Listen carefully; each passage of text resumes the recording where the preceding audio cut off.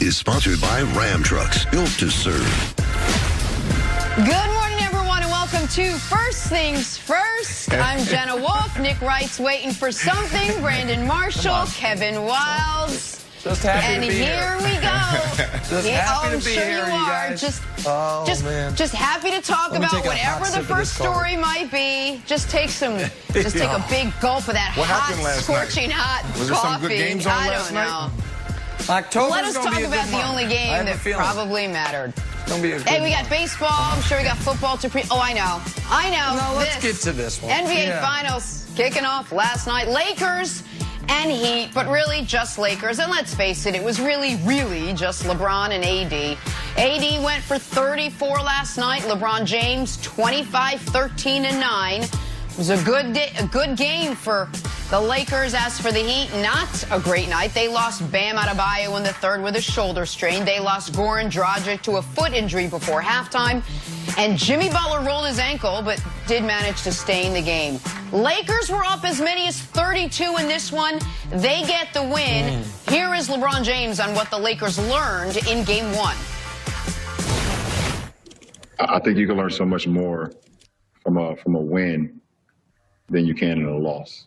And I can't wait to get for tomorrow for us to get back together and watch the film and see ways we can be better and see some of the breakdowns that we had, especially in that fourth quarter, especially in that first 6 minutes of the first quarter, where we could be so much better defensively and also so much better offensively. So I can't wait. I'm extremely amped up about watching the film with our ball club tomorrow.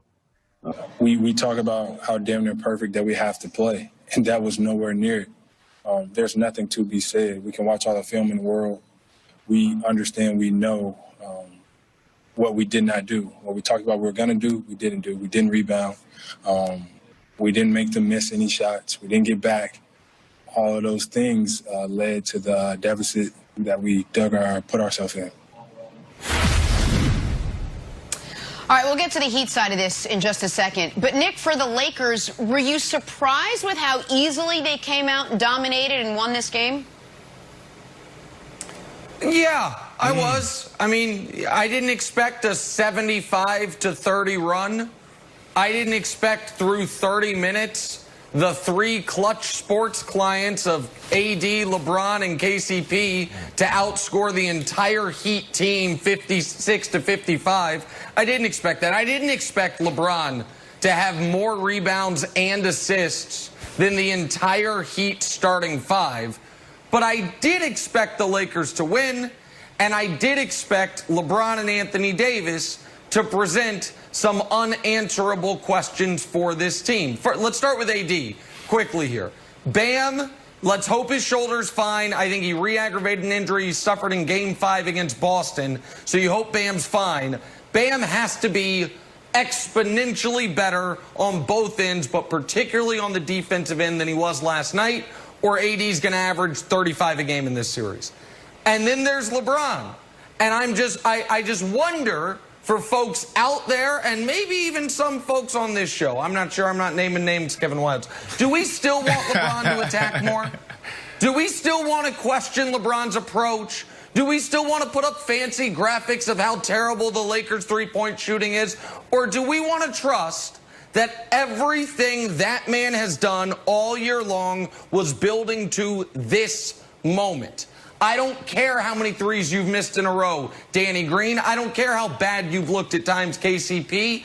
I will continue to show faith in you. So in the biggest moment of our season up to this point, down 13 in the first quarter of the Game 1 of the Finals, with LeBron going to the bench, you guys have the confidence and the experience to know you can take care of this. And by the time he came back in, the run was on, Brandon. It was a 75-30 run. The game was over. And I hesitate to say the series is over, but the series is over, Brandon. It's over. So Jenna, as I was prepping for this this show this morning, you know, I go down the hall and I saw my son's light on. And I said, son, why don't you take a walk with daddy? You know, because I want to open up my vocal cords. I want to open up my voice. So let's go for a walk so I can talk a little louder. Everybody in the house is sleeping. So I grab his hand. We're walking down the street and I'm like, son, I was not surprised that the Lakers won. However, I was shocked how they won, and it was so easy. And he looked at me, he said, Daddy, and he's 5 years old. He has a twin sister, Ziggy. And he said, Daddy, how did they win? And I said, well, I told the good people of America yesterday it's going to come down to one thing, this matchup between AD and Bam. He said, AD and Bam, what about LeBron James? Isn't that LeBron James' team? I said, it is, son, but it's all about AD. He said, oh, okay, Daddy. I said, well, this is what you got to do, son. So when you get older, just look at the numbers. All you got to do is follow the numbers. When AD was on the court, they outscored the Heat by 23 points. And when he was on the bench, the Heat outscored the Lakers by 5. AD looked like a man-child last night. That was unbelievable. I don't remember AD being so aggressive in New Orleans. Now, was he a beast? Yes. But after every shot, after every rebound, yelling, screaming, pounding his chest, AD is absolutely unstoppable. I am shocked that the Heat had no answer for him. He is the difference maker. If they can't get him in check, they have no chance. They have no chance. They might as well pack up right now and just come straight down. You can go 95, 75 south, come down the Turnpike, down to Miami. This series is over.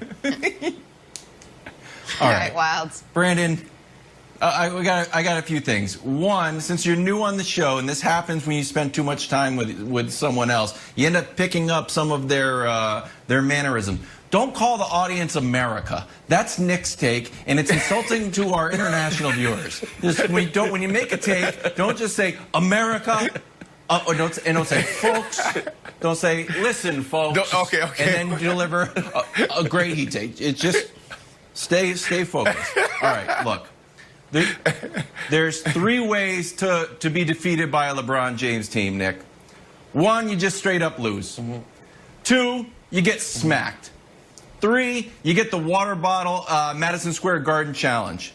They were right there on the Madison Square Garden water bottle challenge, and they brought it back. They brought it back to smack territory, and I think it's a reason to be optimistic. And even though the win probability was at 99% halfway through the 3rd quarter, your old buddy Kevin Wildes doesn't want to be a pessimist. Your old buddy Kevin Wildes wants to be an optimist.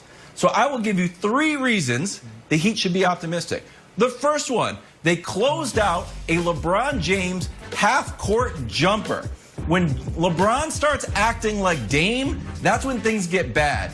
Earlier in the game, he started acting like Harden. He puts the ball through his legs multiple times, like, uh-oh, this dude's getting in a rhythm. Then he pulled up from the logo in midcourt, and they closed it out. I'm like, all right, you guys are still in this. You need to get LeBron off of his rhythm. Second one, Spoelstra. You a good coach? Seems like everybody says you were. You're great. LeBron says you need more respect. You got smacked. Oh, that's okay. Here's something positive. Spoelstra's got 3 rings, lost the first game each time. Not too bad. And I don't even think the game plan was that bad, Nick. Check this out. They were 13 for 19 from threes, right? And then they regressed to the mean. They missed 13 in a row. They ended up 2 for 19. So overall, they shot 40%, but it was the tale of two, really a tale of not 2 halves, of 3 quarters and 1 quarter. Finally, Jenna, last thing. You know my 2 guys, Big Face Coffee CEO and Cam Newton. During the game, Jimmy Butler gave the Cam Newton okay, let's go. I'm trying to go out there on a bum ankle. So if you believe that Spo can adjust, that they've got sort of the tenacity to not let LeBron get in rhythm, and you believe in this guy, put your brooms away. Series not over. There's reasons to be optimistic despite a thrashing from LeBron. By the way, Go no ahead, one should, Nick. Jenna, no one should have their brooms out. 5, 5, 5, 5 has been how this is always going to go. Gentleman's sweep, not regular sweep. But what? That's a great optimism guide, Wilds. Here's the maybe simpler answer, Jenna. For the first time in a decade, LeBron James is in the finals, not playing a team with 3, 4, or 5 Hall of Famers. So guess what? His team's going to win. He hadn't lost a series as a favorite in a decade. So his team's going to win. Right, and And Wilds, you put together that great optimism guide, but you got 3 guys who are now hobbled, 2 of which may not even play in Game 2. So now we have to kind of readjust and rewrite the optimism guide.